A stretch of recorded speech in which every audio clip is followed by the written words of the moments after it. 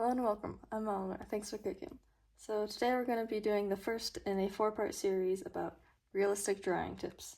So first, I would say, very integral to getting better at drawing realistically is to copy images or find a stable shot, not people moving around, but a stable shot, and then copy exactly what you see. And I know drawing realistically, you don't want to always be copying photos, but the thing is, when you copy photos, you learn a lot that will help you to do things without copying, such as if you're trying to learn how to draw a horse, you probably don't have the proportions of a horse well mapped up in your head, and if you tried drawing a horse without having some sort of reference, your horse is gonna look terrible. So use a reference photo, learn the proportions, learn different shading, because also part of finding a real photo and copying that is that you notice a lot of details, minute details about shading, stuff like that, that you wouldn't notice otherwise.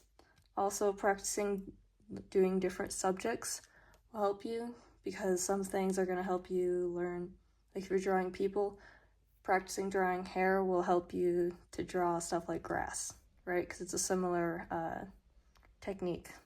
Those techniques will bleed out into other areas and they'll help you. Also, if you're using a notebook, I would recommend not having two drawings that are face-to-face hitting each other and smudging each other.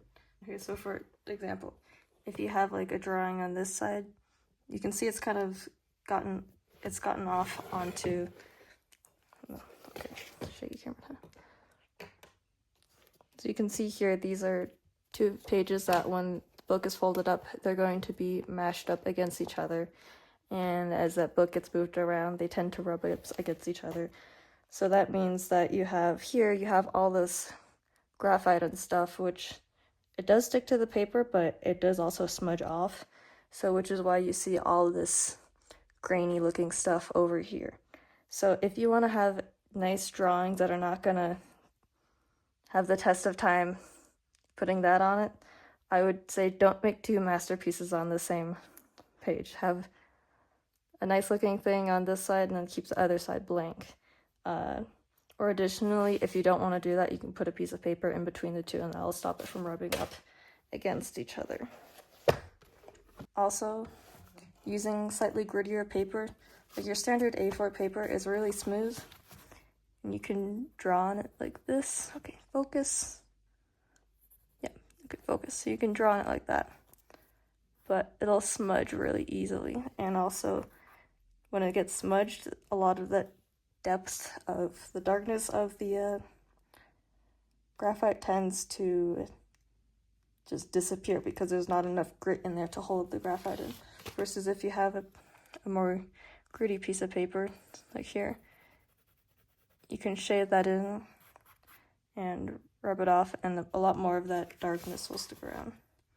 And I mean, this is a bad comparison, but so because I have to do this darker for this to actually work. But if we do this nice and dark,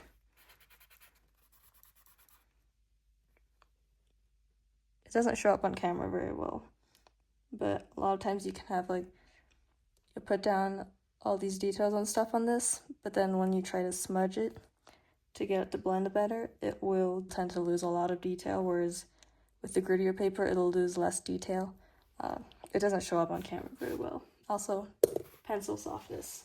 So a lot of drawing books you find will tell you that you need like all these different, they say you need to be basic, but really like they'll say you need all the stuff that you don't need. It's all stuff that's nice to have, but if anyone tells you that you need a specific easel for doing pencil drawings, don't listen to them. They're stupid. So this is not a complete set because I don't believe in having complete sets. I'm not that cool. Let's see, do I have? Okay, so basically, when pencil leads, you'll usually have your standard HB lead, in the middle here, but you have your HB, and this is kind of your medium, and then going this way you have it going softer, and this way you have it going harder in the softness of or hardness of your. And so you have HB, and we'll go to B, 2B, 3B, 4B, etc., and then HB in the direction it goes H, 2H, 3H, 4H, etc. And so basically, now you can get basically the same effect with either of these, but when it comes to softer leads, it just means it's easier to get a darker color. Right? I'm barely putting any pressure and I'm getting a nice dark color. Whereas this one, if I put the same amount of pressure, it comes out lighter. So it basically just means how much pressure you have to put down. But also, so this is good, like if you want a really big dark area, use a softer lead like 8B.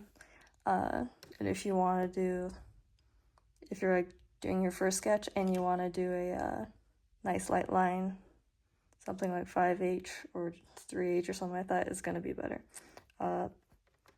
Also, because this is softer, it'll tend to have that grittier look, whereas the finer one will have that finer look, because you can see the difference. This one looks rougher and more gritty. But that being said, you don't need anything. This is like standard HB mechanical pencil. I basically exclusively use this for my drawing. I tend to use a really soft lead for big dark areas, and that's it. And also using things like blenders, so they get kind of old and gross after a time, but it'll help you get, because sometimes you'll blend it out like that, but it can help you blend it out more to just get it looking smoother. That's it for this episode. Next one's going to be about making your outline. But yeah, hope you enjoyed. Bye.